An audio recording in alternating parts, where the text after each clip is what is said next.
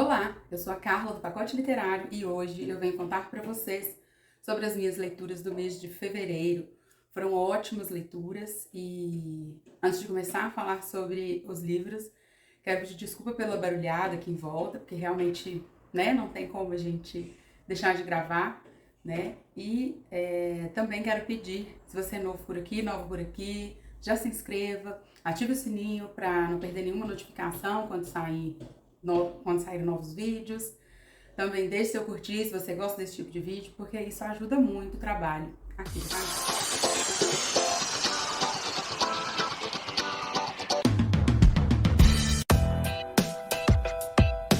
E eu já comecei super bem o mês de fevereiro, lendo Pequeno Manual Antirracista, da Djamila Ribeiro. E assim, se eu te perguntar assim na lata, se você é racista, o que você me responderia? Eu suponho que diria que não, né?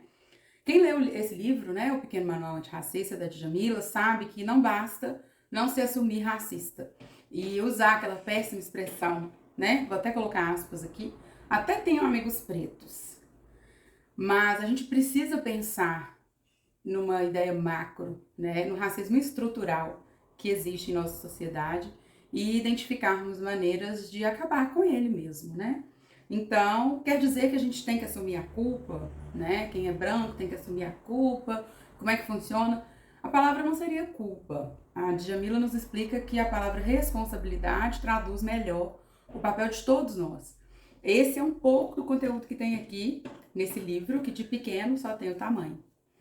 Eu fui levada pela autora a refletir sobre posições e privilégios e reconhecer mesmo como o racismo ele tá em várias situações que antes me passavam despercebidas. E olha que eu estou sempre lendo sobre o assunto, sempre tentando estudar, saber um pouco mais e sou curiosa mesmo para entender, para tentar, né, me desconstruir, me tornar uma pessoa melhor, enfim. Pequeno Manual Antirracista, de pequeno, como eu disse, só tem um número de páginas, né? É o tipo de livro que entrega o que promete, que é fazer a gente pensar sobre racismo e ainda sobre formas de combatê-lo. É um livro bem curtinho, da Companhia das Letras, bem didático e necessário. Eu super recomendo, quero mostrar para vocês a edição, que tem fonte bem tranquila, né, de se ler. As páginas também são amareladas, enfim. É uma edição, inclusive, bem bonitinha pra gente presentear. Depois eu li Enclausurado, do Ian McEwan. Esse autor é bem famoso por alguns outros livros dele, mas esse aqui me chamou muito a atenção porque ele tem algumas peculiaridades que eu já vou contar pra vocês. Ele foi lido pro Desafio dos 12 Livros para 2022, que eu faço junto com a Hanna, do Mundinho da Hanna, e a Clau, do Mãe Literatura. Enclausurado estava há muito tempo, né, na minha estante, e vocês escolheram esse livro para o tópico proposto para o mês de fevereiro, que era o título com palavra única. E, gente, que história! Imagine um bebê tão decepcionado que ele sequer queria nascer. Um casal com sérios problemas conjugais, um poeta fracassado. Misture tudo isso com uma narrativa em primeira pessoa, por quem menos se espera. Isso mesmo, o livro é narrado pelo feto ainda na barriga da mãe. E isso já me intrigou, né, bastante. Ele nos conta um pouco da sua vida dentro da barriga da mãe e fica atento ali aos acontecimentos, ele tira conclusões, ele sente e se revolta por muitas vezes não poder resolver as situações que estão ali bem à sua frente. Sua mãe e o irmão de seu pai querem ficar juntos e assim eles têm um plano trágico para matar o seu pai. Eu fiquei muito curiosa, né, o tempo todo, e assim como o feto, fiquei bem desanimada até um certo ponto da leitura.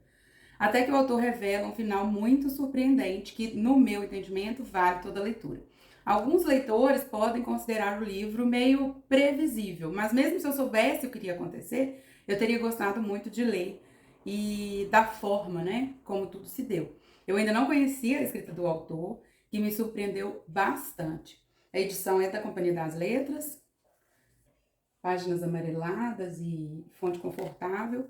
Então, assim, gente, é super diferente essa premissa e o livro entrega o que promete. Depois eu fiz a leitura de A Filha Perdida, que eu vou deixar a capa aparecendo para vocês porque eu li em formato digital.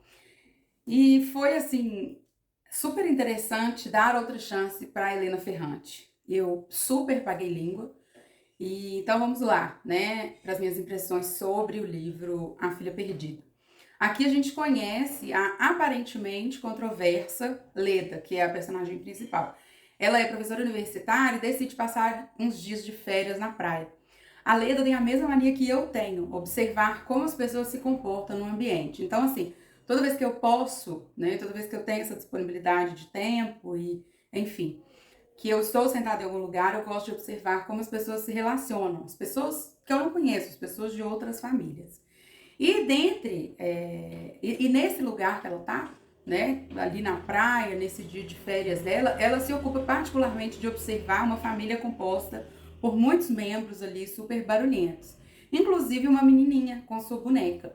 E essa menininha lhe traz um certo incômodo. E nós vamos então descobrir por que ela sente esse incômodo e junto com isso, a gente vai sabendo do passado dela, nós vamos descobrindo detalhes da sua vida. E assim, o tema da maternidade é uma bomba que é jogada ali e que espera para explodir durante todo o livro. Então a gente tem ali várias questões envolvendo a maternidade, tanto a Leda como mãe, quanto as mães dessa família que ela observa, a mãe dessa menininha especificamente, né, que tá ali brincando com a boneca, e a autora esfrega na cara do leitor a maternidade real, com todos os julgamentos reais que recaem sobre a mulher. Então, assim, eu achei muito interessante a forma como isso é colocada, muito corajosa a forma como a autora conseguiu passar isso, né? Coisas que ninguém tem coragem de falar, né, de desromantização mesmo da maternidade. É um livro muito incômodo, então não é todo mundo que vai gostar. Nós fizemos a discussão dele no Clube Mãe Literatura e foi muito interessante saber a opinião de várias pessoas que são mães, que não são mães, que acharam certa a postura da Leda, outras que acharam errado. E o final, em aberto, causou uma certa estranheza, né, a algumas pessoas que estavam ali discutindo. Mas assim, eu me senti num filme do Almodóvar, sabe? Quando você acaba e fica com aquele nó no estômago mesmo. É um verdadeiro soco no estômago, um tapa na cara. Então, assim, é um livro bem forte, apesar de ser curtinho, ele desperta muitos sentimentos e, assim, eu gosto quando o livro faz isso comigo, então eu super recomendo. Bom, minha próxima leitura também foi feita em formato digital e foi O Que Eu Sei de Verdade, da Oprah Winfrey. Eu sempre tive curiosidade de ler sobre a vida da Oprah, que indiscutivelmente ela cresceu e se tornou conhecida como uma das melhores entrevistadoras do mundo, né? Comparada a ela, claro que guardadas as devidas proporções, eu também gosto muito da forma como o Jô Soares entrevistava as pessoas. Até hoje eu curto, né? Mesmo o programa dele tendo acabado na TV aberta, até hoje eu curto assistir entrevistas dele passadas, porque eu acho que ele tem o dom, assim como imagino que seja com ela, porque assim, eu já assisti poucas entrevistas dela, mas ele tem o dom, assim como ela, de deixar a pessoa tão à vontade que não importa quem seja o entrevistado, você fica curioso para assistir, né? É assim pelo menos que eu me sinto. Então, finalmente eu consegui encaixar esse livro entre as leituras e perceber que o encanto é mesmo dela, onde quer que ela esteja. Não se trata exatamente aqui de uma biografia da vida da Oprah. Não obstante, através dessa leitura, nós vamos sabendo de algumas coisas que aconteceram na vida dela, curiosidades e, sobretudo, do modo como ela escolheu levar a sua vida a partir de certa idade. E assim a gente vai aprendendo com ela algumas dicas sobre como lidar com o dinheiro e com a fama, por exemplo, como lidar com as amizades, com o interesse das pessoas, como conversar para que as pessoas entendam, para que as pessoas se interessem pelo que você está falando. Mas, sobretudo, ela conta como ela aprendeu com muita dificuldade a falar alguns nãos, que deram acesso a ela a uma forma completamente nova de viver, clareando sua visão e não é exatamente vivendo exatamente como ela quer, fazendo só o que ela deseja fazer, mas também não se deixando levar também só pelo que os outros pensam, pelo que dá audiência, pelo que ela tem que responder ali para a sociedade. Então, eu achei, assim, muito interessante a forma como ela fala sobre isso tudo. Inclusive que depois disso ela aprendeu a cuidar melhor de si mesma em todos os aspectos, emocional, espiritual, relacionamentos, o corpo. Então, assim, gente, amei o livro e super recomendo. Para quem curte, então, a Oprah, eu acho que é uma ótima pedida. Depois eu fiz a leitura do Querido Edward, da Anne Napolitano. Aqui a gente tem um acidente de avião com apenas um sobrevivente, que é o Edward. Outras 182 histórias que chegam ao fim. Os demais passageiros não tiveram a mesma sorte que ele. Então aqui a gente vai ver parentes desesperados para saber qualquer detalhe a mais dos seus entes queridos durante as poucas horas que Edward teve junto deles no voo.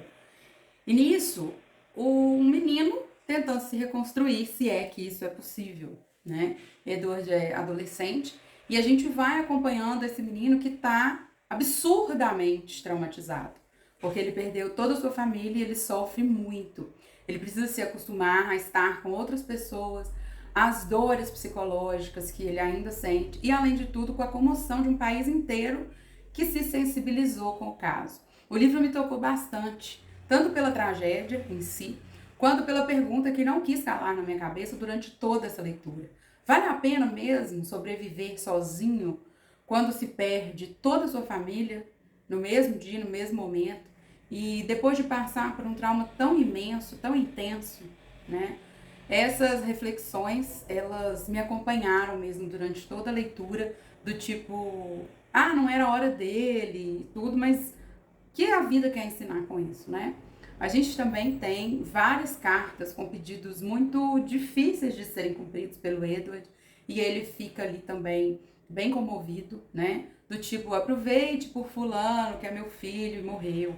Então, assim, ele também fica muito perdido, ele, além dos próprios traumas e das próprias questões que ele precisa resolver, ele ainda tem todo esse assédio da mídia, esse assédio das pessoas. E essas são as emoções de quem tiver coragem de embarcar nesse voo com Edward. Separe os lencinhos e tenha de presente uma história bem marcante, que eu super recomendo. Depois a gente pega lá uma chave de fenda, que eu também vou deixar aparecendo a capa para vocês. E aqui a gente tem contos recheados de amor. O livro ele vem despertando muitas emoções porque ele mexe com assuntos extremamente importantes, como questões familiares, relacionamentos de amizade e um pouquinho também ali de crises existenciais. Mas o que encanta é a leveza com que a autora leva todas as histórias. E além disso, sabe aquela pessoa assim que enxerga poesia em tudo? Tudo que ela vai escrever é com poesia. E a autora faz isso, só que sem perder a mão. E assim ela conseguiu me levar a perceber alguns sentimentos onde eu jamais poderia imaginar. Não em lugares óbvios como uma carta de amor, né, um presente que você ganha da pessoa amada, mas em outros detalhes como carrinhos de supermercado, por exemplo. Achei isso o máximo, porque eu sempre defendo isso, da leitura causar esses sentimentos na gente. E eu leio para isso. Os nomes de cada conto são escritos com uma letra bem diferente, tipo lettering. E por vezes eu tive certa dificuldade em entender ali do que se tratava. Mas fora isso, eu achei os contos muito bons e recomendo. Bom, gente, e eu deixei pendente no mês passado, não me pergunte por quê, falar do Clube do Livro dos Homens. Então, como eu não falei no vídeo anterior, eu vou falar esse mês para vocês. Eu li esse livro sem muita expectativa, embora ele tenha sido um livro muito recomendado, tanto no Instagram quanto aqui no YouTube, e eu posso falar com vocês, me surpreendi bastante. Aqui a gente tem um casal com duas filhas pequenas que demandam muito deles. Criança, né, gente? Gavin é jogador de futebol e ele tá com orgulho ferido porque ele descobriu que a sua esposa, Thea, fingia um prazer que não tinha na cama. E assim ele passa a evitar a esposa. Ela fica muito magoada, pede o divórcio e ele se assusta. Arrasado, os colegas de time vão propor uma solução, que ele participe do Clube do Livro dos Homens. E o que seria esse clube, afinal? Um local onde os homens, colegas de time, leem romances de mulherzinha, ali entre aspas, na tentativa de descobrirem como agradar uma mulher. Gavin se atrapalha ao tentar reconquistar a esposa e garante pra gente cenas bem hilárias. Mas nem só de humor se trata esse livro, que é cheio de questões familiares pra gente refletir, além de duas menininhas fofas que ganharam meu coração. E o que eu sempre falo em livros que têm histórias envolvendo casais, também prevalece nesse caso. É preciso muita conversa, diálogo, expressar o que está ruim, falar sobre o que está satisfatório, o que incomoda e o que pode ser feito para solucionar. Ou seja, o segredo de qualquer relação é comunicação. E aqui a gente vê que não houve, eles deixaram de conversar, principalmente sobre si mesmos e sobre eles como casal, durante muito tempo. E isso levou a diversos problemas lá na frente. Então, é um livro bem interessante, leve, fácil de ler, que eu super recomendo. E por último, nesse vídeo eu venho falar com vocês sobre a Batalha de Kabum, que eu recebi em parceria com a editora Inverso, e que eu não achei assim um livro infantil, eu achei um livro mais infanto-juvenil. Aqui a gente conhece o dragão Serial e a fada Sho. Eles têm o bem como propósito de vida e eles vivem em um universo paralelo. Conhecemos ainda duas outras localidades. Uma é o planeta Norven e a outra é a cidade de Kabum, que se encontra sob o ataque de um inimigo invisível que tem tirado a paz de seus habitantes. E então, acompanhamos a história dessa luta de todos contra esse monstro que deixa as pessoas doentes, com falta de ar e em isolamento, com escolas e parques fechados, sem poder visitar a vovó. E assim, gente, adorei especialmente a personagem que chama Doutora Cura Tudo, que se esforçou tanto para tentar encontrar uma cura para essa doença. Eu gostei muito da premissa dessa história, que tenta fazer uma alusão ao que estamos passando sobre a questão da pandemia desde o início aí. Porém, em alguns pontos, o excesso de personagens, lugares e acontecimentos me deixou um pouco perdida. Além disso, algumas informações são colocadas de forma meio solta no livro. Então eu olhava e falava, nossa, que coisa aleatória, né? O que fez com que, apesar de muitas vezes serem informações importantes, eu vi que não conseguiram prender minha atenção, né? Justamente pela forma como elas foram colocadas na história. Esse livro não me prendeu muito, mas para quem curte viagens a lugares imaginários, seres mágicos e principalmente livros que retratam a pandemia, principalmente para adolescentes aí, talvez até para crianças acompanhadas de um adulto, dê para ler. Acredito que seja uma boa indicação. As ilustrações são lindíssimas. Aqui a Doutora Cura Tudo. As páginas são amareladas, a fonte é bem confortável e tem alguns trechos que estão maiores, em destaque, que eu acho também um recurso bem legal que a Editora Inverso já vem utilizando e eu gosto bastante. Bom, gente, então é isso. Eu quero saber de vocês quais foram as suas leituras do mês de fevereiro, qual livro de fevereiro você mais gostou, se tem algum dos livros dessa lista que você já leu, deseja ler, ficou curioso, me conta aqui nos comentários, eu adoro ter esse contato próximo com vocês. Não deixem de me seguir também lá no Instagram, porque lá eu tô sempre colocando coisas novas, fazendo brincadeiras, enquetes, e lá a gente tem um contato também um pouquinho mais de perto. Minha gratidão a quem assistiu até aqui e até o próximo vídeo.